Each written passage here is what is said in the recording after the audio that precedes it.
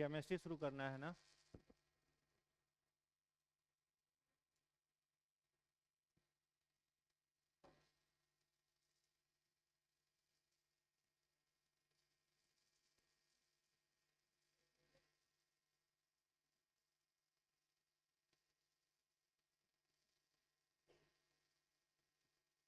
ठीक है। तो केमिस्ट्री में क्या है, इसमें हम लोगों को जो जो इम्पोर्टेंट चैप्टर आपके टीआरई एग्जाम के लिए पढ़ना है उसको हम लोग कर लेंगे। ठीक है, मतलब जितना क्वेश्चन आपके एग्जाम में बन सकता है वो सारे क्वेश्चन को कर लेना है। Set practice. हाँ, अच्छा। तो जो भी जनरल कंपटीशन में, चाहे वो बिहार एसआई का हो या फिर टीआरई का हो, जो वनडे एग्जाम में जो भी क्वेश्चन पूछा जाता है, बायोलॉजी का पूरा आप लोग कर लिए हैं कवर, जितना लिखवाए थे, जितना बायोलॉजी में लिखवाए थे उसको बढ़िया से कवर कर लीजिएगा। और करने के बाद उसे एमसीक्यू प्रैक्टिस जरूर कर लीजिएगा। एमसीक्यू अगर नहीं बनाइएगा तो मामला बनेगा नहीं, समझ रहे हैं। कोई भी एमसीक्यू का बुक, एक्स वाई जेड जो भी साइंस का बुक मिले एमसीक्यू का, वो प्रैक्टिस कर लेना है। ठीक है, कोई किताब खराब नहीं है एमसीक्यू का। एमसीक्यू में क्या है, प्रीवियस ईयर क्वेश्चन डाला हुआ रहेगा, जो संभावित नए प्रश्न होंगे वो डाला हुआ रहेगा। तो एमसीक्यू का कोई किताब खराब नहीं होता है, जो आपको मन करना है बनाइए। क्वेश्चन कोई खराब अच्छा नहीं होता है, ठीक है। हाँ, डिफिकल्ट होता है, इजी होता है। तो जहां पर एक चैप्टर से आप 100-150 क्वेश्चन बनाएंगे, प्रयास क्या करना है, हर एक चैप्टर से प्रिपरेशन का सबसे बेहतर तरीका हम पहले भी बताए थे आप लोगों को कि क्या होता है, हर एक चैप्टर से 100 क्वेश्चन बस बना लो, हो गया। हर चैप्टर को उठाओ, वहां से 100 क्वेश्चन बना लिए, फिर निश्चिंत उस चैप्टर से। ये फॉर्मूला हर एक सब्जेक्ट में आप इक्वली लागू कर सकते हैं।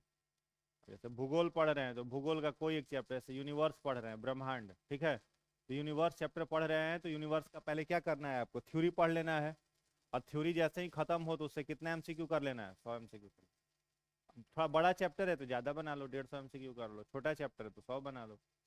समझ में आ रहा है।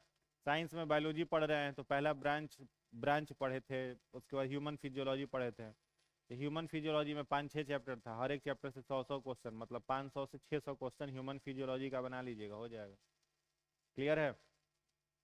तो एमसीक्यू बनाना जरूरी है। और एमसीक्यू बनाने के लिए ऐसा नहीं केवल यूट्यूब पर डिपेंडेंट है। बहुत सारे स्टूडेंट क्या कर रहे हैं कि यूट्यूब पर टीचर एमसीक्यू करा रहा है, बस वही देख रहे हैं। उसका भी बहुत ज़्यादा फायदा नहीं मिलेगा एग्जाम में। आप घर पे बैठ के एमसीक्यू बनाइएगा चैप्टर वाइज, उसका ज़्यादा फायदा मिलेगा। अभी के समय में सब ट्रेड चला हुआ है कि यूट्यूब से पढ़ लेते हैं, यूट्यूब से एमसीक्यू देख लेते हैं। आप लोग भी करते हैं? नहीं करते? करते हैं। हाँ, नहीं करते हैं तो अच्छा है। हाँ।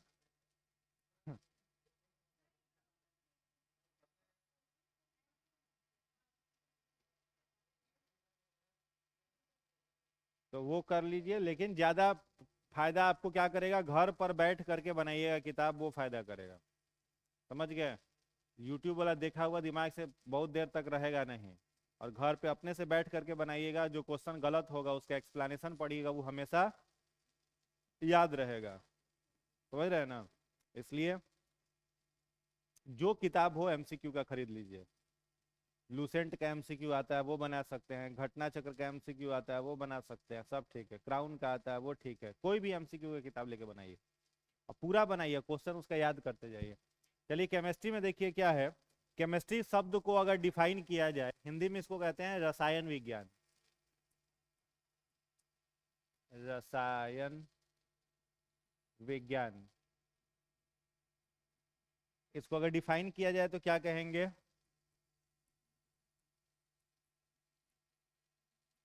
विज्ञान की वह शाखा जिसमें पदार्थों के रासायनिक एवं भौतिक गुणधर्म का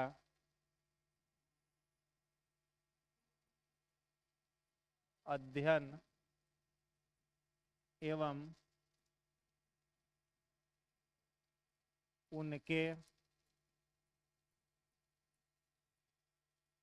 संरचना एवं विघटन का अध्ययन एवं उसमें प्रयुक्त नियमों का अध्ययन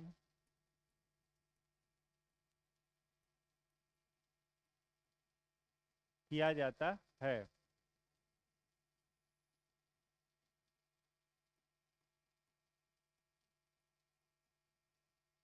केमिस्ट्री शब्द की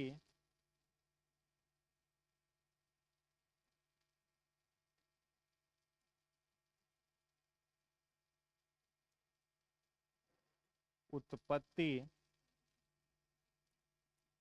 मिस्र या इजिप्ट के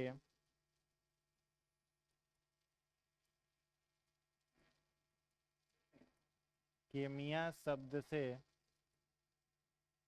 हुई है,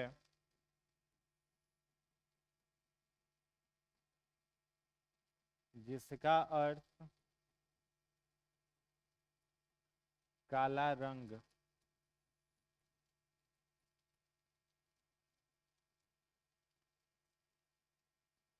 होता है।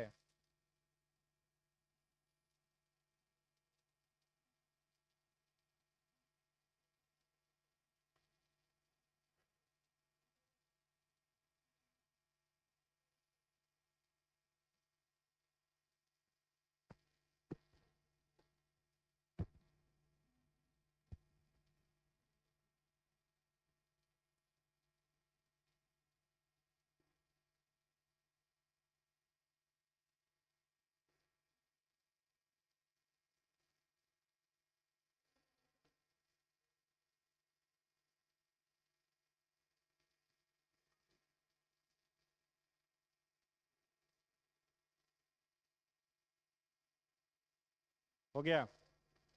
तो देखो केमिस्ट्री जो शब्द है उसको अगर डिफाइन किया जाए तो डेफिनेशन इसका क्या कहेंगे, इसमें केमिस्ट्री में हम लोग किसका अध्ययन करते हैं, पदार्थ का।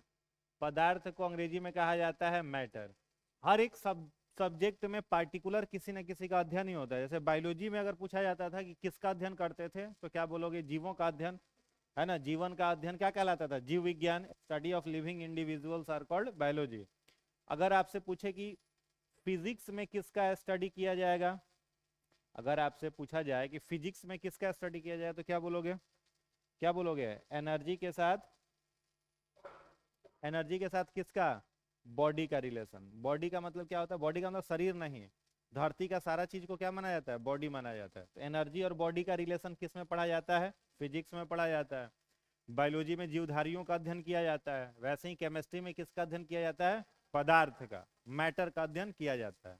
याद रहेगा। अब पदार्थ का यदि आप अध्ययन कर रहे हो तो धरती का सारा वस्तु ही पदार्थ है। धरती पर जितना चीज है वो सारा चीज क्या है, पदार्थ है। अब उस पदार्थ का अध्ययन कर रहे हो तो उस पदार्थ में क्या क्या अध्ययन हम लोग करते हैं, उस पदार्थ का रासायनिक यानी chemical characteristic and physical characteristic, भौतिक गुणधर्म और रासायनिक गुणधर्म। ठीक है। साथ ही साथ क्या पढ़ते हो, उस पदार्थ का कॉम्पोजिशन कैसे हुआ है, संरचना कैसे हुआ है, और वो अगर डिकम्पोज होगा तो वो कैसे में चेंज हो जाएगा। जैसे अगर हम कहें कि एक पदार्थ है ए बी, ठीक है, तो ये इसका क्या हो गया, इसका संरचना हो गया, ए बी का अध्ययन करोगे। अब विघटन हुआ तो क्या हो जाएगा, ए अलग हो जाएगा और बी अलग हो जाएगा। तो विघटन का भी अध्ययन, संरचना का भी अध्ययन, दोनों पढ़ते हैं। साथ ही साथ संरचना और विघटन में जो नियम लागू होता है, जो लॉ इसको गवर्न करता है, उसका भी अध्ययन किसमें किया जाता है, केमिस्ट्री में किया जाता है। समझ में आया। तो बेसिकली पदार्थों का अध्ययन क्या कहलाता है, रसायन शास्त्र कहलाता है। पूछा जाए कि केमिस्ट्री शब्द आया कहाँ से है, तो मिस्र देश से आया है। कहाँ से आया, मिस्र, इजिप्ट से आया है। ठीक है। इजिप्ट का कौन सा वर्ड, कीमिया। वहां की जो इजिप्ट की मिट्टी होती थी ना, वो मिट्टी काले रंग की होती है। इजिप्ट की जो मिट्टी है वो किस रंग की होती है, काले रंग की। तो वहां के लोग उस मिट्टी को कीमिया कहते थे, कि यहाँ की मिट्टी कीमिया है, मतलब काले रंग की है। तो यही कीमिया वर्ड से क्या बना, केमिस्ट्री बना। अब जैसे बायोलॉजी किससे बना था, बायोज और लोगोस से, है ना। जैसे फिजिक्स है, फिजिक्स किससे बना है, फ्यूसिस। फिजिक्स जो है वो लैटिन वर्ड किससे बना है, फ्यूसिस से बना है। इस फ्यूसिस का मतलब होता है प्राकृतिक घटनाएं, नेचुरल फेनोमेनन। समझ में आ रहा है? तो नेचुरल फेनोमेनन फ्यूसिस से बना, फिजिक्स कीमिया से बना, केमिस्ट्री बायोज लोगों से बना, बायोलॉजी। तो पूछा जाए केमिस्ट्री शब्द की उत्पत्ति किस शब्द से हुई है? कीमिया। कीमिया का मतलब ब्लैक कलर, कहाँ से आया है? मिस्र से, इजिप्ट से आया है।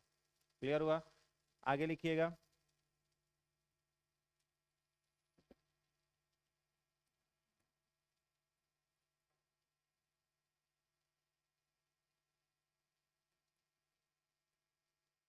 लेवाइजर को हिंदी में कहते हैं लेवाशी है, को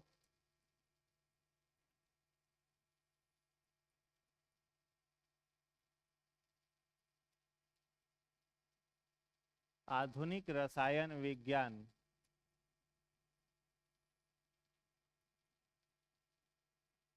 मॉडर्न केमिस्ट्री का जनक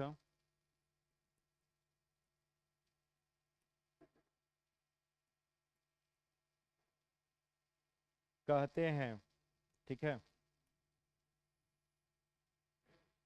लेवाजियर को क्या बोला जाता है? Father of modern chemistry. ये क्वेश्चन बीपीएससी 65 में भी पूछा हुआ था डायरेक्ट यहाँ से। जैसे फादर ऑफ बायोलॉजी किसको कहा जाता था? अरस्तु को। फादर ऑफ बायोलॉजी किसे बोलते हैं? अरस्तु को, है ना। फादर ऑफ बॉटनी किसको बोलते थे? थियोफ्रेस्टस को। तो उन लोगों का कुछ कंट्रीब्यूशन था तभी तो बोलते थे, है ना। तो वैसे ही अगर पूछा जाए कि आधुनिक रसायन शास्त्र का जनक किसे कहा जाएगा, तो लेवोजियर को कहा जाएगा। अब किसी को किसी सब्जेक्ट का फादर कह रहे हैं तो उसके पीछे उनका कुछ कंट्रीब्यूशन होगा तब ना कहेंगे। किसी को किसी सब्जेक्ट का फादर कह रहे हो तो उसका उनमें क्या होना चाहिए? कुछ ना कुछ कंट्रीब्यूशन होना चाहिए। तो लेवोइजर का बेसिकली बायोलॉजी में, केमिस्ट्री में क्या कंट्रीब्यूशन था? तो दो तीन चीजों के चलते इनका नाम हम लोग सुनते हैं। पहला, इनका नाम इसलिए आता है केमिस्ट्री में क्योंकि इन्होंने हाइड्रोजन जो है पीरियोडिक टेबल में आपने देखा है फर्स्ट कॉलम में है आपका, किस ग्रुप में रखा गया है? एल्कली मेटल फैमिली में रखा गया है।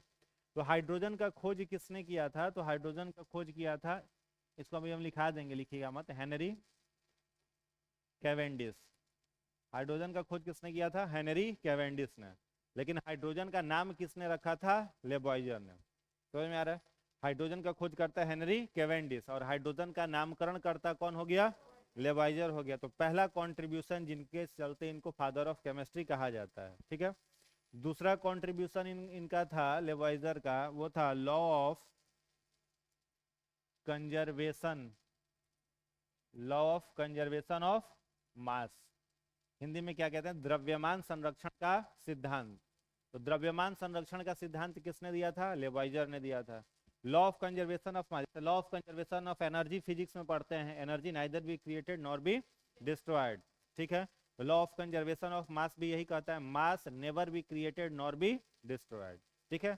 मास को, द्रव्यमान को ना तो पैदा किया जा सकता है, नहीं इसका नष्ट किया जा सकता है। एग्जाम्पल के रूप में मान लो आप केमिकल रिएक्शन करवा रहे हो, एग्जाम्पल ले लो, मान लो कॉम्पोजिशन रिएक्शन है, संयोजन अभिक्रिया है, ए है और बी है।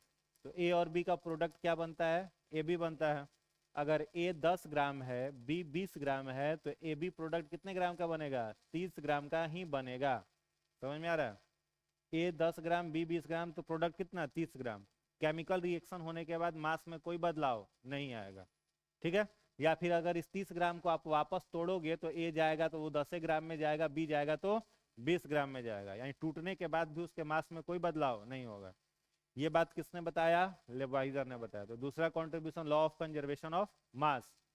तीसरा इनका एक इंपॉर्टेंट कॉन्ट्रीब्यूशन था, इन्होंने किताब लिखी थी जिसका नाम था the element of chemistry, the element of chemistry. इस किताब के लेखक कौन थे? तो लेवाइजर थे। ठीक है। इस दी एलिमेंट ऑफ केमिस्ट्री में इन्होंने टोटल 105 एलिमेंट को डिस्कस किया है, 105। अभी टोटल नॉन एलिमेंट कितने हैं? 118। अभी ज्ञात तत्वों की संख्या, एलिमेंट की संख्या कितनी? 118। इनके समय में कितना थे? 105। तो उस 105 तत्वों को डिस्क्राइब करते हुए इन्होंने एक किताब लिखा था जिसका नाम था दी एलिमेंट ऑफ केमिस्ट्री। और इस किताब की सहायता से हम लोग एलिमेंट्स की प्रॉपर्टी वगैरह के बारे में अध्ययन करने में हम लोगों को थोड़ी सी सुविधा होती है। बताया समझ में? कोई दिक्कत नहीं ना? शुरुआत के दिनों में जब एलिमेंट्स खोजा जा रहा था, जिस समय टोटल 56 एलिमेंट ही खोजे गए थे, ठीक है, 56 एलिमेंट। उसी समय से पीरियोडिक टेबल बनाने का काम शुरू हो गया था। जैसे सबसे पहले पीरियोडिक टेबल बनाने का काम किया था एक व्यक्ति ने, नाम था उनका डोबेरिनियर। क्या नाम था? डोबेरिनियर। तो डोबेरिनियर ने जो पीरियोडिक टेबल बनाया था ना, उस पीरियोडिक टेबल को कहा जाता था ट्राइड रूल। क्या बोला जाता था? Tried rule periodic table. Hindi में इसको कहते थे त्रिक नियम। त्रिक नियम। तो कई बार क्वेश्चन आता है कि पीरियोडिक टेबल का ट्राइड रूल किसने दिया था? तो डोबेरिनियर ने। डोबेरिनियर ने सारे एलिमेंट को तीन तीन की संख्या में अरेंज किया था। 3 एलिमेंट, फिर 3 एलिमेंट, 3 एलिमेंट, ऐसे करके सब एलिमेंट को उन्होंने क्या किया था? सजाया था। लेकिन बाद के दिनों में जब और अधिक एलिमेंट खोजे गए और अधिक एलिमेंट्स तत्वों की जानकारी मिली, तो ये ट्राइड रूल उनका क्या हो गया? फेल हो गया। अब जैसे ही डोबेरिनियर का ट्राइड रूल फेल होता है, एक दूसरा व्यक्ति आता है जिसका नाम था ऑक्टेव। ऑक्टेव रूल देने वाला। क्या नाम था? न्यूलैंड। तो न्यूलैंड जब आया तो उसने कौन सा रूल दिया? ऑक्टेव रूल, जिनको हिंदी में कहा जाता है अष्टक नियम। क्या बोलते हैं? अष्टक नियम। तो त्रिक नियम किसने दिया? डोबेरिनियर। अष्टक नियम किसने दिया? न्यूलैंड। किसने दिया? न्यूलैंड ने दिया था अष्टक नियम। अब इस अष्टक नियम में न्यूलैंड ने क्या किया था? तत्वों को 8-8 की संख्या में सजाया था। एक साथ कितने तत्व? 8। इस तरीके से करते हुए 8 तत्व जो थे, इसको किसने? 1 2 3 4 5 6 7 8 तत्वों को किसने सजाया? न्यूलैंड ने सजाया। अब इसमें पहला तत्व जो है और 8वां जो तत्व है, इन दोनों का सब कुछ बराबर होगा, मतलब मास बराबर होगा। इन तत्वों का केमिकल प्रॉपर्टी बराबर होगा। समझ में आ रहा है? इस आधार पर उसने 8-8 तत्वों को क्या कराया था? सजाया था। किसने? न्यूलैंड ने। न्यूलैंड का भी अष्टक नियम फेल हो गया जब आगे और तत्वों की खोज की गई। समझ में आया? इसी को एक और नियम से जाना जाता है, जो अष्टक नियम है ना, इसी को कहा जाता है musical law of periodic table. हाँ, इसको बोला जाता है musical law of periodic table.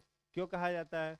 क्योंकि जैसे पहला एलिमेंट और 8वां एलिमेंट दोनों का सब कुछ क्या है? सेम है, बराबर है। तो म्यूजिकल लॉ में जैसे जो लोग थोड़ा सा संगीत सुने होंगे, उसमें चलता है सा रे गा मा प ध नि सा। ठीक है, सा से शुरू हुआ, सा पर खत्म। अब फिर उल्टा चले तो सा नी धा पा म ग रे सा। उल्टा भी चलेंगे तो कहाँ से चलेगा? सा नी धा पा म ग रे सा। तो ये जो न्यूलैंड थे वो थोड़ा सा संगीत के जानकार थे। समझ में आया? तो अपना दिमाग लगाया किस चीज पर? पीरियोडिक टेबल पर। और म्यूजिकल इंस्ट्रूमेंट के रूप में उन्होंने तत्वों को क्या कर दिया? सजा दिया। तो ये भी कई बार आ जाता है कि म्यूजिकल लॉ पीरियोडिक टेबल में हम लोग पढ़ेंगे। म्यूजिकल लॉ पीरियोडिक टेबल किसने दिया था? तो न्यूलैंड ने दिया था। जब इन दोनों का पीरियोडिक टेबल गलत हुआ, ट्राइड रूल भी खारिज हुआ, ऑक्टेव रूल भी खारिज हुआ, तो तीसरा व्यक्ति आता है जिसका नाम था मेंडलीव। क्या नाम था? मेंडलीव। तो मेंडलीव ने क्या किया? सबसे पहले सफल पीरियोडिक टेबल बनाया। तो बोला जाता है फादर ऑफ पीरियोडिक टेबल कौन है? तो किसका नाम हम लोग लेते हैं? मेंडलीव। मेंडलीव को बोला जाता है फादर ऑफ पीरियोडिक टेबल, आवर्त सारणी का जनक। किसने बनाया? मेंडलीव ने। और मेंडलीव ने जो पीरियोडिक टेबल बनाया था वो किस आधार पर बनाया था? तो बढ़ते हुए परमाणु द्रव्यमान के आधार पर, लॉ इंक्रीजिंग मास। ठीक है, इंक्रीजिंग मास नंबर के बेसिस पर इन्होंने पीरियोडिक टेबल बना लिया मेंडलीव ने। लेकिन मेंडलीव के पीरियोडिक टेबल में कुछ कमी रह गया, जिसके चलते उनका भी पीरियोडिक टेबल लंबे समय तक सस्टेन नहीं कर पाया। मुख्य रूप से 3 कमी मेंडलीव के पीरियोडिक टेबल में थी। पहली कमी मेंडलीव के पीरियोडिक टेबल में थी कि उन्होंने हाइड्रोजन को उचित स्थान नहीं दिया था। हाइड्रोजन को वो कोई जगह नहीं दे पा रहे थे, डिसाइड नहीं कर पा रहे थे कहाँ रखे इसको। अभी हाइड्रोजन सबसे बदमाश एलिमेंट है। पीरियोडिक टेबल में सबसे ज्यादा पिटाता है तो कौन पिटाता है? हाइड्रोजन। जिस एलिमेंट के साथ रिएक्शन करेगा सबसे पहले बाहर कौन होता है? हाइड्रोजन। इसलिए हाइड्रोजन को बोला जाता है आवारा तत्व। क्या बोला जाता है? आवारा तत्व। तो आवारा तत्व तो उसका घर कहाँ से मिलेगा? रहने के लिए घर मिलेगा ही नहीं, आज यहाँ है कल वहाँ है, कहीं कहीं घूमते रहेगा। तो ये आवारा तत्व है, इसीलिए मेंडलीव इसको कोई जगह नहीं दे पाए थे। तो पहला कमी उनके पीरियोडिक टेबल का हो गया। मेंडलीव के समय में इनर्ट गैस खोजा नहीं गया था। जैसे पीरियोडिक टेबल अगर अभी का आप देखोगे तो उस पीरियोडिक टेबल में आपको कुछ इस तरह का आपको पीरियोडिक टेबल दिखाई देता है ना, है ना? ऐसा ही ना है आपका पीरियोडिक टेबल। इसको बोला जाता है एस ब्लॉक, इसको पी, इसको डी, इसको एफ ब्लॉक बोला जाता है। पहले में इसमें एक और 2 लाइन है। यहाँ पर कितना है? 3 से लेकर के 12 तक है। यहाँ पर 13 से लेके 18 तक है। समझ में आ रहा है? तो ये आपका पीरियोडिक टेबल है। तो यहाँ पर ये जो 18वां लाइन है ना, ये 18वां लाइन किसका है? इनर्ट गैस का। ठीक है, ये जो 18वां लाइन है यह है इनर्ट गैस के लिए, अक्रिय गैसों के लिए है, समझ में आ रहा है, जिसमें helium, neon, argon, krypton, xenon, radon, ठीक है, ये सब किस में आता है, 18वें लाइन में आता है। तो मेंडलीव के टाइम में इनर्ट गैस की जानकारी नहीं मिली थी, इनर्ट गैस कोई खोजा ही नहीं गया था, तो उन्होंने इस इनर्ट गैस के लिए कोई जगह ही निर्धारित नहीं किया था। बस मेंडलीव ने अपने पीरियोडिक टेबल में 7 कॉलम और 9 रो रखे थे, ठीक है, कॉलम की संख्या 7 थी और रो की संख्या कितनी थी, 9। उधर वाला मामला था ही नहीं, 18वां लाइन बनाई ही नहीं थी इनर्ट गैस। तो जब फिर बाद में इनर्ट गैस खोजा गया तो समस्या आया कि उसको कहाँ पर रखा जाए पीरियोडिक टेबल में। तो एक और व्यक्ति आता है जिसका नाम था मोस्ले। कौन आया, मोस्ले आया। मोस्ले ने कहा कि मेंडलीव जी आपका पीरियोडिक टेबल गलत है, लेकिन फादर ऑफ पीरियोडिक टेबल हम लोग मेंडलीव को ही कहते हैं। क्वेश्चन अगर थोड़ा सा चेंज हो, पूछा जाए आपसे father of modern periodic table, modern periodic table, तब किसको कहते हैं, मोस्ले। और फादर ऑफ पीरियोडिक टेबल पूछा जाए तो मेंडलीव, ठीक है। तो जब मेंडलीव मोस्ले आए तो मेंडलीव ने किस आधार पर पीरियोडिक टेबल बनाया था, मास पर। किस पर बनाया था, मास पर। इन्होंने किस पर बताया, एटॉमिक नंबर पे। किस नंबर पर बनाया, एटॉमिक नंबर, बढ़ते हुए परमाणु द्रव्य संख्या के आधार पर, ठीक है, इंक्रीजिंग एटॉमिक नंबर के बेसिस पर इन्होंने पीरियोडिक टेबल बनाया मोस्ले ने। ग्रुप की संख्या 7 रहने दी, पीरियड को बढ़ा करके कितना कर दिया, 18। मेंडलीव के पीरियोडिक टेबल में 7 और 9, और यहाँ पर 7 और 18, तो सारे के सारे एलिमेंट इसमें अरेंज हो गए। समझ में आ रहा है। और भी अभी पीरियोडिक टेबल में जगह है कि कुछ एलिमेंट और अगर भविष्य में खोजे जाएंगे तो उनको भी पीरियोडिक टेबल में हम लोग रख सकते हैं। इस तरीके से पीरियोडिक टेबल का धीरे धीरे क्या हुआ था, विकास हुआ था।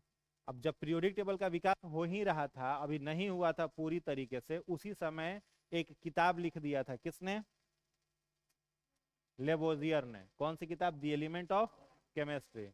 लेकिन वो किताब पढ़ना थोड़ा सा मुश्किल था। अभी आप पीरियोडिक टेबल का केवल ये चार्ट अगर आप देखोगे पीरियोडिक टेबल का, तो आपको बहुत सारी बातें क्लियर हो जाएगी। केवल चार्ट देख करके क्या क्या आपको पता चलेगा, 2-3 बात जो आपको पता चलेगा।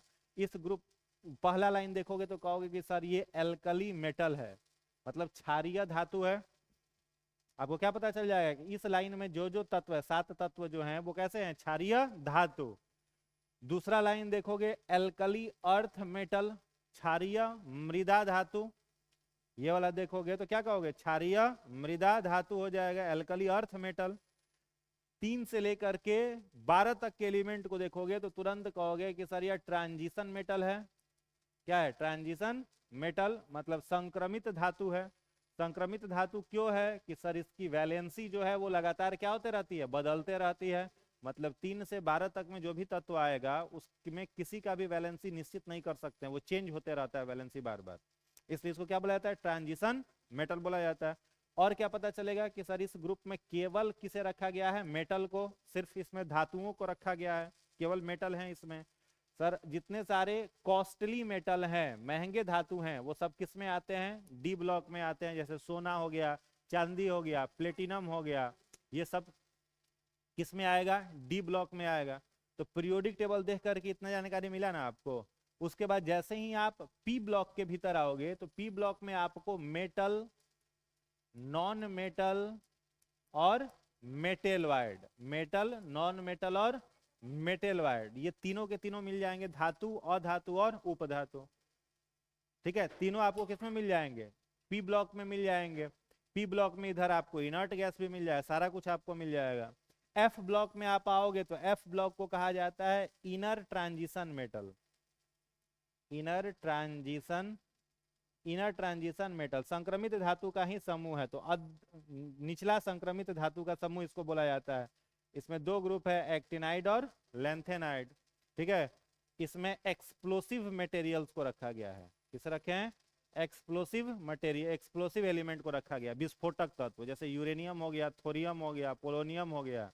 ठीक है, रेडियो एक्टिव एलिमेंट्स, कौन से रेडियो एक्टिव एलिमेंट्स किसमें है, आपको एफ ब्लॉक में। अभी पीरियोडिक टेबल देख के आपको इतना सारा चीज पता चल गया कि नहीं चल गया। लेकिन जिस समय ये किताब लिखा गया होगा, इस किताब को पढ़ करके आपको हर एक पेज को पढ़ोगे तब ना, जैसे हाइड्रोजन पर लिखा हुआ है वो पेज पढ़ोगे तो आपको बहुत सारा चीज हाइड्रोजन के बारे में जानोगे, हीलियम का पेज पढ़ोगे तो जानोगे। अभी केवल यहाँ पर आप हाइड्रोजन को चार्ट में देखोगे जान जाओगे कि क्या है, हीलियम को देखोगे कि जान जाओगे क्या है ना। तो पीरियोडिक टेबल बहुत ज्यादा एलिमेंट का स्टडी करने में क्या करता है, मदद करता है। तो मुख्य रूप से ये 3 किताब, ठीक है, मुख्य रूप से ये 3 कारणों से इन्हें क्या बोला गया था? फादर ऑफ केमिस्ट्री बोला गया। पहला, हाइड्रोजन का इन्होंने क्या किया? नाम दिया। दूसरा, द्रव्यमान संरक्षण का सिद्धांत दिया। और तीसरा, दी एलिमेंट ऑफ केमिस्ट्री किताब लिखी। ठीक है, तो नेक्स्ट पॉइंट लिखिएगा। अगला पॉइंट लिखिएगा, लेबवाइजर ने, नेक्स्ट पॉइंट लिखिएगा, लेबवाइजर ने, बोर्ड पर लिखा हुआ लेबवाइजर, लेबवाइजर ने हाइड्रोजन का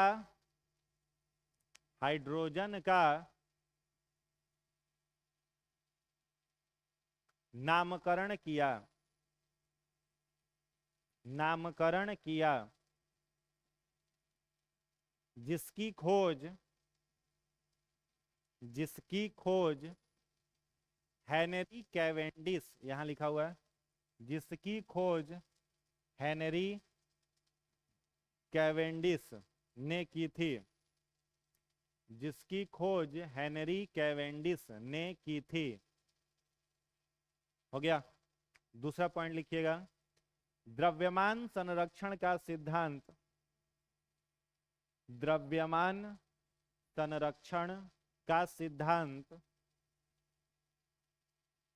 द्रव्यमान संरक्षण का सिद्धांत, ब्रैकेट में लिखिएगा, law of conservation of mass, bracket में यह लिख लीजिए, law of conservation of mass.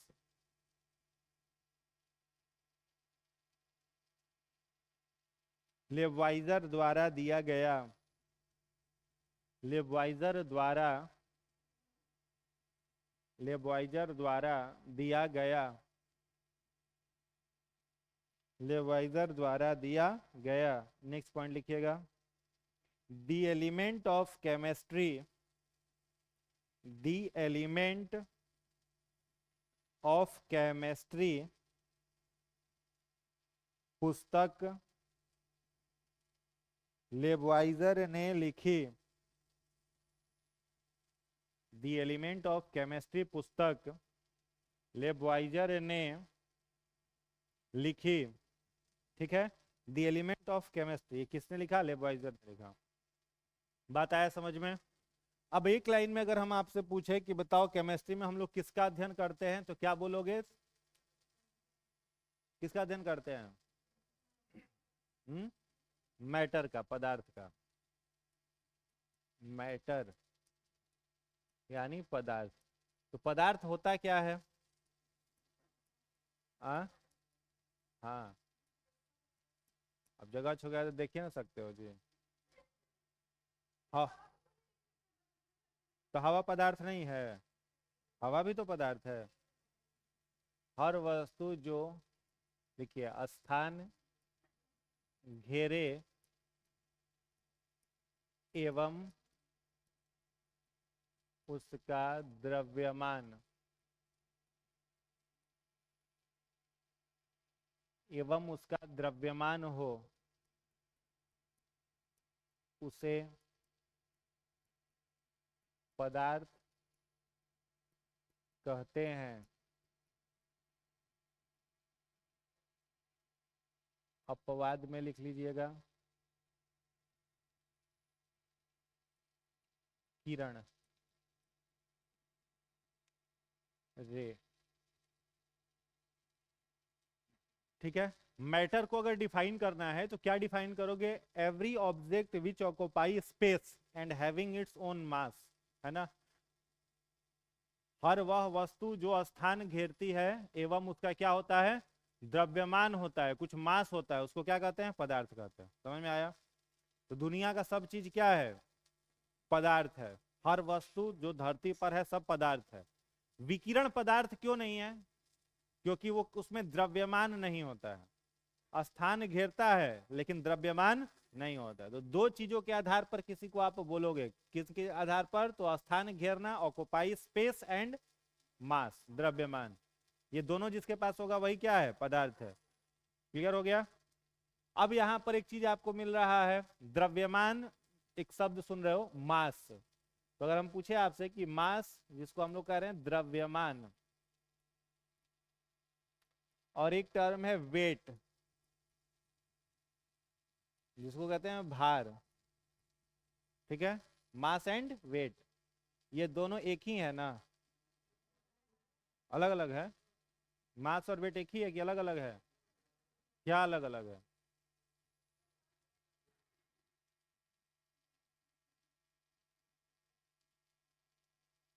Mass and wait एक ही है कि अलग अलग है?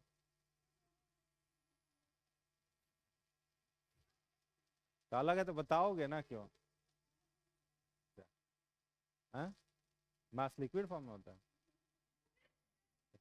आपके बॉडी का मास है कि नहीं कुछ, है ना, तब तो लिक्विड फॉर्म में कैसे है?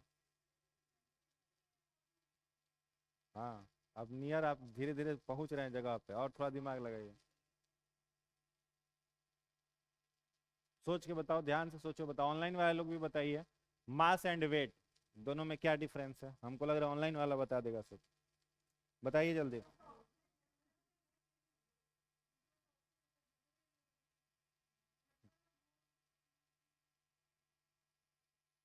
देखो, मास जो है वो हर बॉडी पर है ना, और वेट भी हर बॉडी पर है। देखो समझना, मास जो है ना, ये कैसा क्वांटिटी है? स्केलर क्वांटिटी है। मास जो है क्या है? स्केलर। वेट जो है वो क्या है? वेक्टर क्वांटिटी है। समझ गया? सदिश और अदिश राशि पढ़े होंगे, है ना?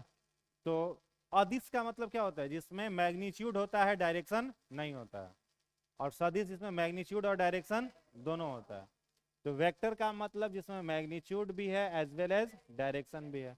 स्केलर में केवल आपका क्या है? मैग्नीट्यूड है, डायरेक्शन नहीं है। ठीक है? तो मास जो है वो कैसा क्वांटिटी है? स्केलर। और वेट जो है वो कैसा क्वांटिटी है? वेक्टर क्वांटिटी है। मास जो है ना वो आपका हर एक जगह पर क्या होगा? कांस्टेंट। मास जो होता है हर एक जगह पर कांस्टेंट होगा, मतलब फिक्स होगा, स्थिर होगा। और वेट जो होता है जगह के अनुसार वेरिएबल हो जाएगा, बदल जाएगा, फिक्स नहीं होगा, अनफिक्स होगा। ठीक है? तो मास कैसा है? फिक्स है, स्टेबल है। और वेट जो होता है वो क्या होता है? अनस्टेबल, वेरिएबल होता है। ये जो वेट है ये चेंज होते रहता है एक्सेलरेशन ड्यू टू ग्रेविटी के कारण। किसके कारण चेंज होता है? Acceleration due to gravity. हाँ, वेट में ग्रेविटेशन होता है, बिल्कुल समझ गए। वेट किसके कारण चेंज होता है? Acceleration due to gravity, small g के कारण बदलते रहता है। अब जैसे आपको चंद्रमा पर भेज दिया जाए, मून पर, ठीक है, धरती पर आप कितने किलो के हो? धरती पर मान लो आप 60 kg के हो, और आप चंद्रमा पर चले जाओ, तो चंद्रमा पर आपके बॉडी का वेट कितना हो जाएगा? 10 किलोग्राम का हो जाएगा। कितना का हो जाएगा? 10 किलोग्राम का, मतलब G/6। आपके बॉडी का वेट क्या हो जाएगा? G/6 हो जाएगा। तो क्या चेंज हो गया? आपका वेट। मास कहीं चेंज हुआ? नहीं हुआ। मास का मतलब क्या डिफाइन कर सकते हो? Inner volume of the body, किसी भी बॉडी का इंटरनल वॉल्यूम जो है। अब चंद्रमा पर जाओगे तो लीवर किडनी यहाँ पर छोड़ के थोड़े जाओगे, ले के ना जाओगे। तो वॉल्यूम जो है आपके शरीर का वो क्या है? बराबर है। तो चंद्रमा जो है पृथ्वी से छोटा है 6 टाइम्स, तो इसलिए वो उस तरह का हो जाता है। सूर्य पर चले जाओ हाँ, तो अगर चल गए बाय द वे तो वहां पर क्या हो जाएगा? वहां पर क्या हो जाएगा? 27 × G। कितना हो जाएगा? 27 × G। अब सोचो 60 किलो को तो 27 से गुणा कर लो, उतना भारी हो जाओगे। हल्का होने की जगह पर क्या हो जाओगे? भारी हो जाओगे। तो आपके बॉडी का वेट जो होगा वो हर जगह पर क्या होता है? ठीक है, आपके बॉडी का वेट हर जगह पर क्या होता है? ग्रेविटेशन के अनुसार चेंज होता है। समझ गए? झूला वो वाला जो है ना, उसका क्या कहते हैं, जो इस तरीके से ऊपर जाता है, फिर ऐसे नीचे आता है, फिर ऐसे जाता है, होता जाइंट व्हील। ठीक है, उस झूला पर बैठोगे, दानों वाला झूला है। इस पे हर जगह आपके बॉडी का वेट जो होगा, अरे वो गोल गोल जो पूरा ऐसे घूमता रहना, हाँ हाँ, तो उस पर बैठिएगा तो आपके बॉडी का, उसी को बोला जाता है जाइंट व्हील बोलते हैं। समझ गए? तो इस पर बैठोगे तो बॉडी का वेट आपका क्या होगा? हर जगह पर चेंज होगा, फिक्स नहीं होगा। आप लिफ्ट में खड़े होते हो तो लिफ्ट में हर एक जगह पर आपके बॉडी का वेट क्या होते रहता है? चेंज होते रहता है। लिफ्ट जहां जैसे जैसे जा रहा है आपके बॉडी का वेट हर जगह पर बदलता जा रहा है। समझ में आ रहा है? अब फ्री फॉल कर दो, लिफ्ट का रसरी काट दो ठीक है, तो वहां पर आपके बॉडी का वेट क्या हो जाएगा? 0। ठीक है, फ्री फॉल में क्या हो जाएगा? 0। एकदम में हल्के हो जाओगे, और गिरने के बाद जो बॉडी का वेट होगा वो तो खैर समझ गए। तो इस पर बैठ रहे हो तो यहाँ पर आपके बॉडी का वेट मैक्सिमम कहाँ पर होगा? इस जाइंट व्हील पर बैठे हो तो यहाँ पर आपके बॉडी का वेट मैक्सिमम कहाँ होगा? सबसे नीचे। हाँ, ऊपर ज्यादा हो जाएगा बॉडी का वेट।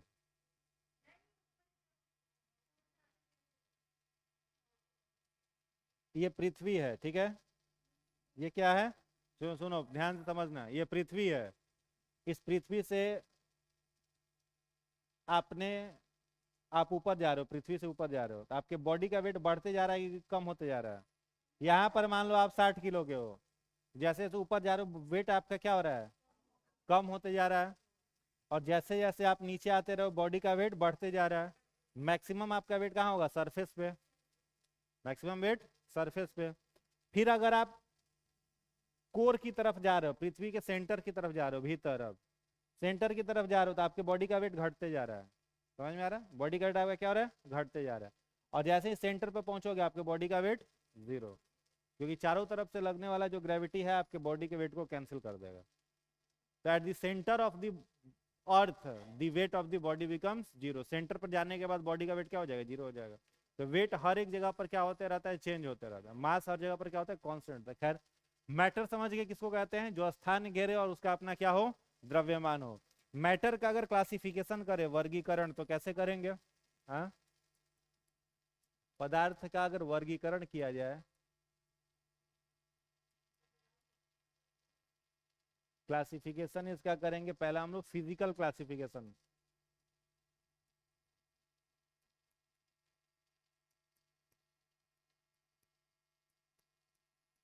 मतलब भौतिक वर्गीकरण।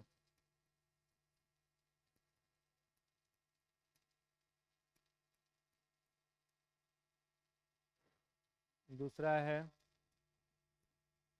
Chemical classification,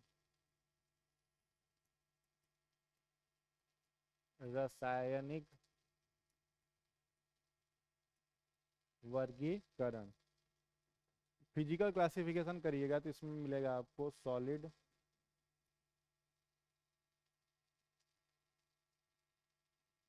liquid, gas, plasma,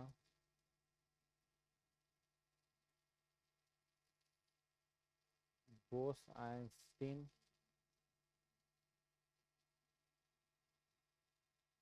condensate.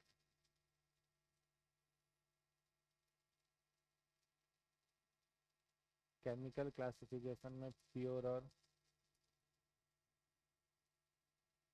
Mixture.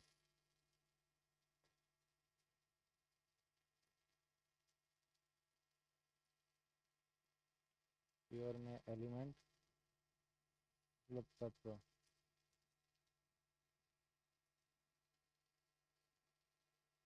Compound means यौगिक।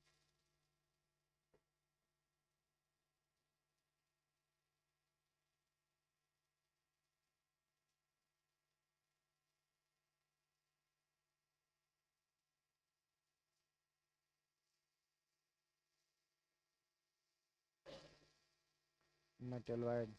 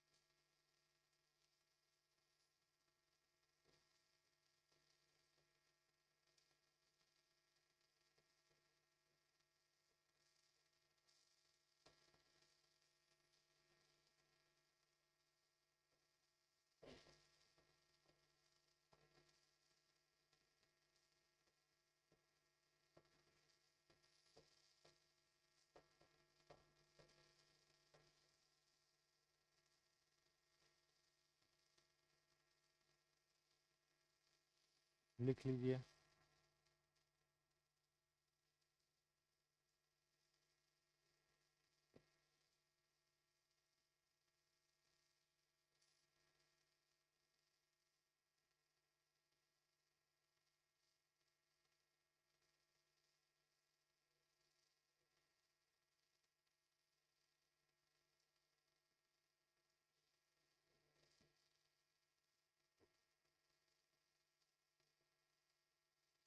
जहाँ हिंदी का दिक्कत हो बोलिएगा, उसको बोल देंगे हम। हिंदी वालों को जहाँ दिक्कत हो बताइएगा।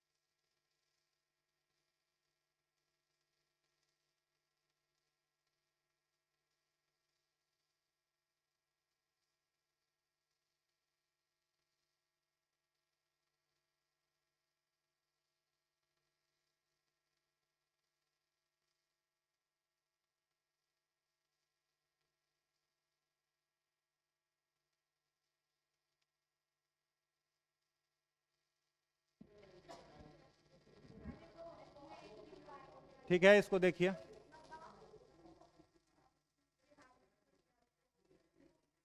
तो आप लोग भी प्रयास करो, केंद्रीय विद्यालय मिले बढ़िया से पढ़ करके, है ना। केवी निकालो, केवी का जॉब सबसे बढ़िया है। शिक्षक बनना है तो केंद्रीय विद्यालय, रेपुटेशन बहुत अच्छा रहता है, बहुत शानदार रेपुटेशन होता है। हाँ, जो है ऐसे पहले तो जॉब मिल जाए, जो है ना, जो जॉब मिल जाए, लेकिन केंद्रीय विद्यालय का मिलना और अच्छा है। इसलिए उसको लिए थोड़ा सा एफर्ट लगाना पड़ेगा, पेपर टफ इंटरव्यू वगैरह भी है उसमें। 2 पेपर है, 1 इंटरव्यू है, इसलिए थोड़ा सा उस पर कंपटीशन बढ़िया रहता है। पढ़िए तो कंपटीशन बढ़िया, खराब क्या होता है, थोड़ा सा अच्छे से पढ़िए। और टीचर का जॉब तो टफ होना ही चाहिए, है ना। शिक्षक आप बन रहे हैं तो आपका तो इंट्रेंस एग्जाम निश्चित रूप में टफ होना चाहिए, क्योंकि फ्यूचर में आप जिस बच्चों को पढ़ाएंगे उसके अंदर क्वालिटी कैसे आएगा जब टीचर ही कमजोर होगा। इसलिए टीचर का रिस्पॉन्सिबिलिटी सबसे ज़्यादा है, इसलिए उसका एग्जाम आसान तो नहीं होना चाहिए। Not only objective, not only objective, जैसे आप प्राइवेट स्कूल में इंटरव्यू देने के लिए इन सब में अगर जाओगे, प्राइवेट स्कूल में अगर इंटरव्यू देने के लिए आप कहीं पर जाते हो तो पहले आपका 2 रिटेन टेस्ट होता है। एक रिटेन, एक आपके सब्जेक्ट का और एक इंग्लिश का, और वो भी एमसीक्यू क्वेश्चन नहीं होता, वो डिस्क्रिप्टिव क्वेश्चन होता है, लिखने वाला। हमको तो लगता है कि यहाँ पर जो क्लास में स्टूडेंट बैठे हुए हैं, आप लोगों को एसे लिखने के लिए अगर हम दे दें कि 200 वर्ड में इंग्लिश में एसे लिखना है, तो हमको लग रहा है कि 90% स्टूडेंट इसमें से फेल हो जाएंगे, नहीं लिख पाएंगे। 200 90% स्टूडेंट को दिक्कत आ जाएगा। जो प्राइवेट स्कूल में जाओगे जो कि बढ़िया है, सीबीएसई आईसीएसई से अफिलेटेड है, तो उसमें 2 पेपर पहला हो गया। एक तो आपका जनरल इंग्लिश का टेस्ट लेगा, वो भी डिस्क्रिप्टिव। दूसरा आपके सब्जेक्ट का टेस्ट, उसमें 4-5 क्वेश्चन एमसीक्यू रहेगा, बाकी सारा लिखने का रहेगा। और उस कॉपी को चेक किया जाएगा। उसके बाद फिर आपका इंटरव्यू, इंटरव्यू के बाद फिर डेमो में जाइए, और डेमो में सब फाइनल हो गया, स्टूडेंट रिजेक्ट कर दिया, तो आपका चारों अटेम्प्ट खत्म, 0। तो सोचिए प्राइवेट स्कूल में जाने के लिए इतना क्राइटेरिया फॉलो करना पड़ रहा है। यहाँ सरकारी नौकरी आप लोगों को एक एग्जाम पास करके मिल जा रहा है। शिक्षक का एग्जाम निश्चित रूप में टफ होना चाहिए, समझ रहे हो, होना चाहिए ना टफ। बोल नहीं रहा सब। है ना, एग्जाम टफ होना चाहिए। हाँ हाँ हाँ, लिख, समझ गया। इसलिए टफ एग्जाम होने से क्या होगा, फायदा इसमें आप लोगों को मिलेगा। और थोड़ा सा डिस्क्रिप्टिव भी लिखने का अभ्यास रहना चाहिए, ठीक है। डिस्क्रिप्टिव लिखने का खाली एमसीक्यू अगर बना रहे हैं, आपके सिलेबस में है भी नहीं।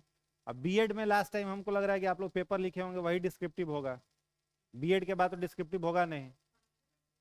पीजी में ग्रेजुएशन में रहता है, उसके बाद तो डिस्क्रिप्टिव प्रैक्टिस कंप्लीट छूटा हुआ है। एक दिन टेस्ट लेंगे कि ऐसे का पॉइंट देंगे और बोलेंगे 200 वर्ड में इसको लिखिए, यहीं पर रैंडमली हो जाएगा, ठीक है। याद करके नहीं लिखना है, सोच के लिखना है। भाषा का प्रयोग करते हुए लिखना है, तो उसमें याद क्या करने का जरूरत है। कुछ भी दे दिया, मान लो टूरिज्म इन इंडिया दे दिया जाए, तो उस पर लिखने के लिए क्या सोचना है, लिखा जाएगा। चलिए देखिए, इसमें देखिए 2 तरह का क्लासिफिकेशन है। पहला क्लासिफिकेशन कौन सा है, फिजिकल, दूसरा केमिकल। फिजिकल क्लासिफिकेशन मतलब भौतिक वर्गीकरण। भौतिक किसको कहा जाता है, 2 तरीके का चेंज भी होता है, फिजिकल चेंज और एक केमिकल चेंज। फिजिकल चेंज किसको कहा जाता है, जिस चेंज को रिवाइज किया जा सके, है ना। रिवर्सेबल चेंज को क्या बोला जाता है, फिजिकल चेंज। इरिवर्सेबल चेंज को क्या कहा जाता है, केमिकल चेंज, ठीक है। जैसे सॉलिड है, ठीक है, सॉलिड है, यह किसमें कन्वर्ट हो, लिक्विड में, और सॉलिड लिक्विड से फिर किसमें जा सके, सॉलिड में। कौन सा चेंज है, फिजिकल चेंज है। जैसे अगर कहें कि आपके पास बर्फ है, आइस है, इस आइस को आप मेल्ट किए तो पानी बन गया, और पानी को फिर फ्रीज किए तो क्या बन गया, आइस। तो कैसा चेंज है, फिजिकल चेंज है। आपसे पूछे राइपनिंग ऑफ फ्रूट्स, फलों का पकना, फिजिकल है केमिकल है, केमिकल चेंज है ना। पूछा जाए आपसे मिल्क टर्न इनटू कर्ड, दूध का दही में बदलना, chemical change. Sublimation of camphor, कपूर का ऊर्ध्वापातन, chemical change. Melting of candle, physical change. Burning of candle, melting of candle physical, burning of candle chemical. ये पूछता है तो कंफ्यूजन हो जाता है। बर्निंग मतलब आप मोमबत्ती को जला दिए, कार्बन बाहर चला गया, तो केमिकल चेंज हो गया, ठीक है। तो 2 तरीके का चेंज भी होता है। यहाँ पर हम लोग क्लासिफिकेशन की बात कर रहे हैं। तो फिजिकल क्लासिफिकेशन में पहला क्या है, सॉलिड। सॉलिड किसको कहा जाता है, तो इसको हम लोग लिखते चलते हैं, सॉलिड। सॉलिड किसको कहा जाता है, fix shape and fix volume, ठीक है। सॉलिड उसको कहा जाता है जिसका शेप और वॉल्यूम दोनों क्या हो, फिक्स हो। वॉल्यूम को हिंदी में कहते हैं आयतन, ठीक है। आयतन और आकार दोनों निश्चित हो, उसको क्या बोलेंगे, ठोस। अगर पूछा जाए लिक्विड, हाँ, unfix shape and fixed volume.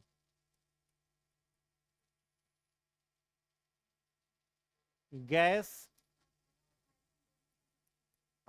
Unfix shape and volume.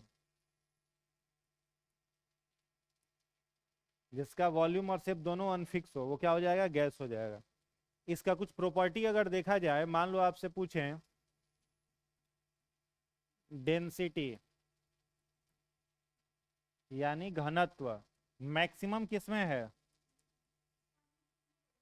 Solid में, उसके बाद लिक्विड में, और सबसे कम गैस में। यानी सॉलिड की डेंसिटी मैक्सिमम, लिक्विड का डेंसिटी उससे कम, और गैस का सबसे कम।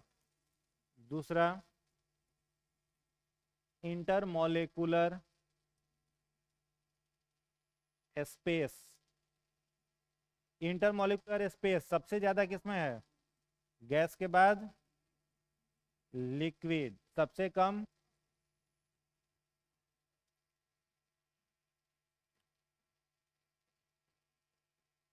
इंटरमोलिकुलर फोर्स मैक्सिमम सॉलिड के बाद, फिर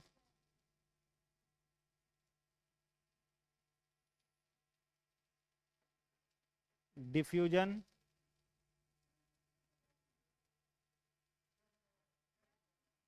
फिर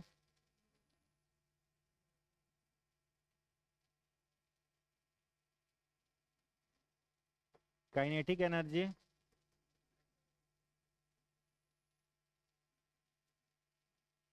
काइनेटिक एनर्जी बोलो सबसे ज्यादा गैस के बाद, और सबसे कम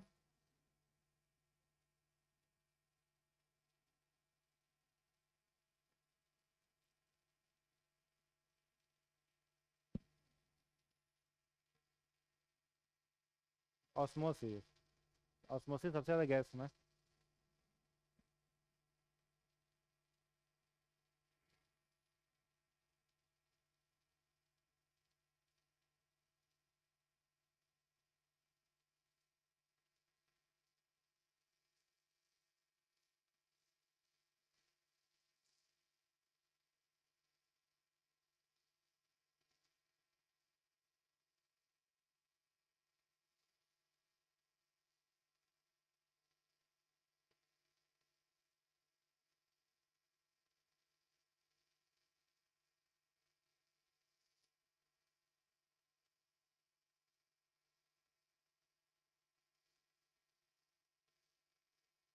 हो गया,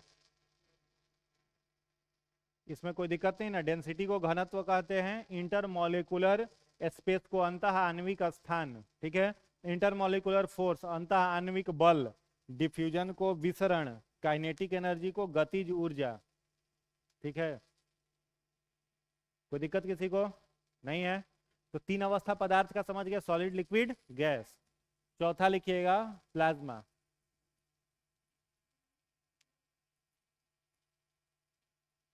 प्लाज्मा, इसमें लिखिएगा पदार्थ की चौथी अवस्था,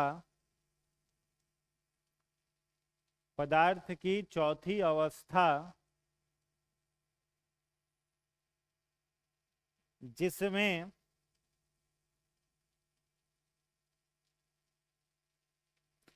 पदार्थ उच्च तापमान पर,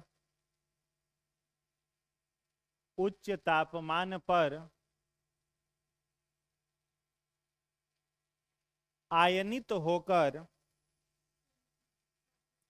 उच्चता हाई टेम्परेचर पर आयोनाइज्ड होकर, आयोनाइज्ड, हाँ, उच्च तापमान पर आयनित होकर गैसीय रूप में, गैसीय रूप में बदल जाता है। उच्च तापमान पर आयनित होकर गैसीय रूप में बदल जाता है। अगला पॉइंट, प्लाज्मा के कण अति ऊर्जावान, प्लाज्मा के कण मतलब पार्टिकल, कण अति ऊर्जावान मतलब हाईली एनर्जेटिक, अति ऊर्जावान एवं एनर्जेटिक, अति ऊर्जावान एवं प्रकाशित, अति ऊर्जावान एवं प्रकाशित होते हैं। एग्जाम्पल में लिखिएगा सूर्य एवं तारों में रोशनी, सूर्य एवं तारों में रोशनी,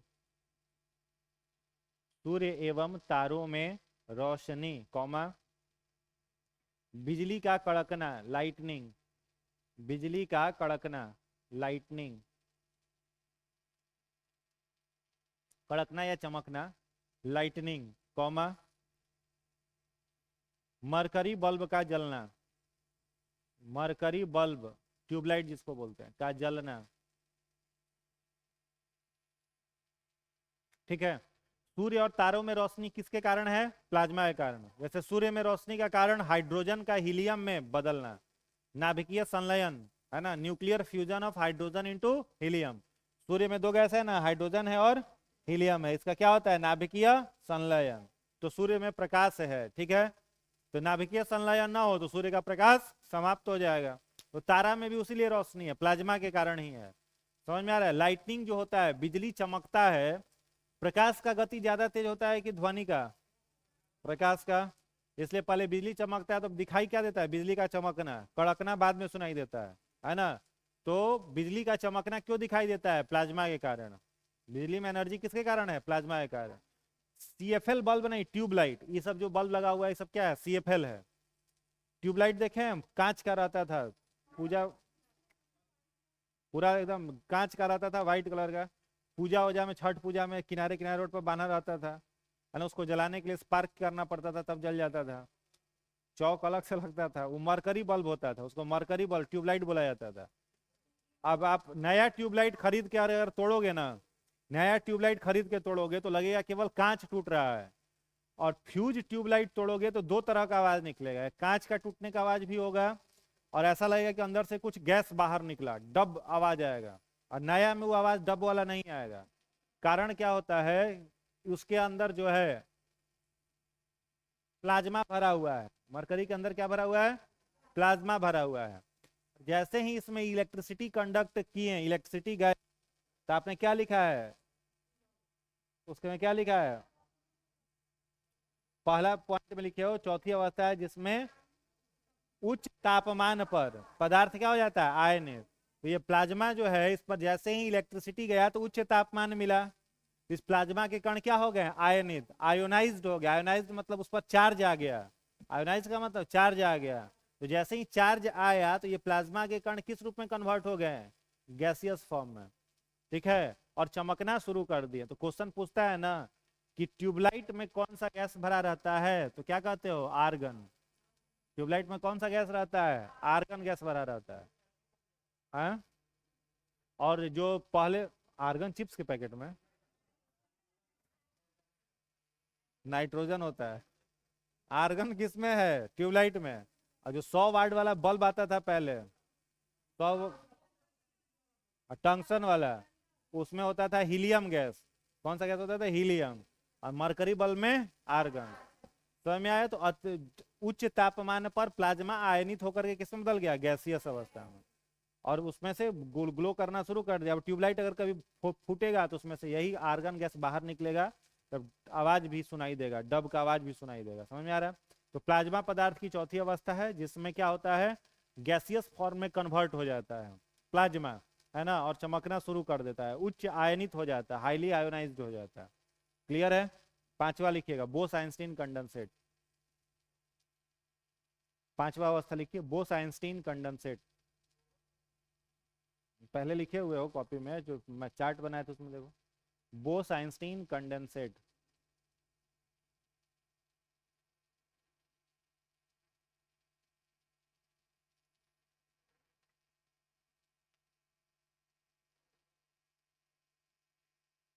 लिखिएगा, एल्बर्ट आइंस्टीन ने, एल्बर्ट आइंस्टीन ने सत्येंद्र नाथ बोस,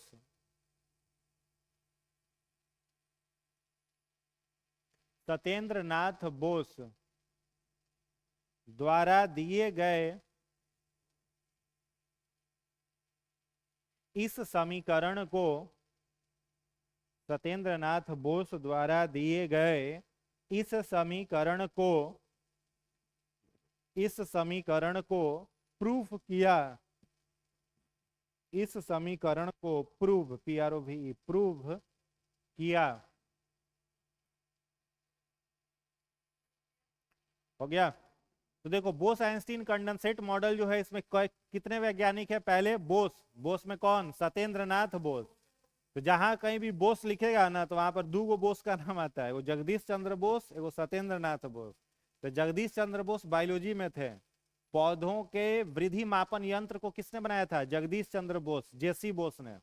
उसको कहा जाता है क्रेस्कोग्राफ। पौधा का लंबाई किससे मापा जाता है? क्रेस्कोग्राफ। किसने बनाया था? जगदीश चंद्र बोस ने। और यहाँ पर जो बोस हैं वो सत्येंद्र नाथ बोस है, SN बोस। वो जेसी बोस है, ये SN बोस है।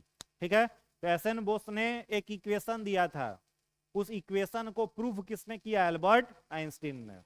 इसीलिए बोस आइंस्टीन कंडेंसेट मॉडल में दोनों का नाम है जेसी बोस और SN बोस और एल्बर्ट आइंस्टीन। ठीक है। अगला पॉइंट लिखिएगा। पदार्थ की पांचवी अवस्था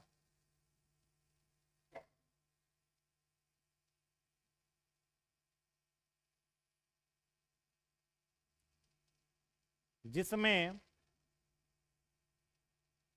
boson gas, boson BOSON, BOSON, boson gas bracket में लिखिएगा, कम घनत्व, कम घनत्व, लो डेंसिटी,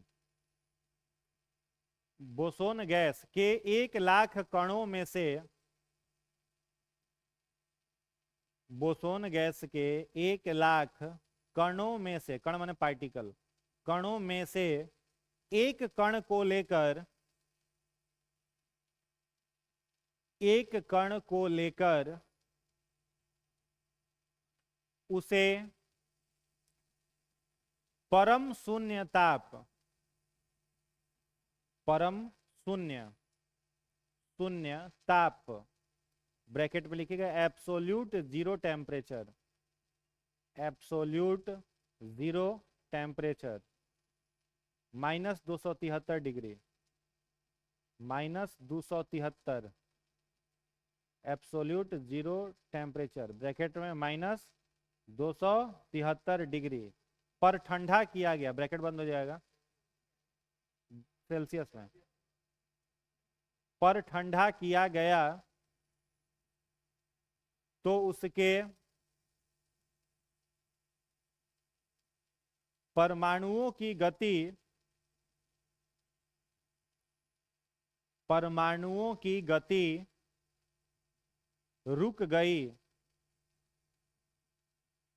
तो उसके परमाणुओं की गति रुक गई, कौमा यह अवस्था BEC, BEC मतलब बोस आइंस्टीन कंडेंसेट, BEC कहलाती है।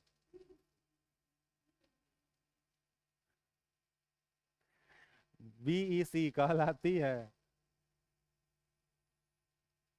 कहलाती है। ठीक है। अब देखो बोस आइंस्टीन कंडेंसेट एक सबसे बड़ा दुनिया का रिसर्च माना जाता है, जिसमें वो रिसर्च कहाँ पर हुआ था? जनेवा में। क्या हुआ था? जनेवा। और किस पर हुआ था? गॉड पार्टिकल पर। किस पर हुआ था? God particle. ठीक है। गॉड पार्टिकल किसे कहा जाता है मालूम है? हिग्स बोसोन को। गॉड पार्टिकल किसको बोला जाता है? Higgs boson. दुनिया का सबसे बड़ा मशीन में ये रिसर्च हो रहा था, जिस मशीन का नाम था लार्ज हेड्रल कोलॉइडल।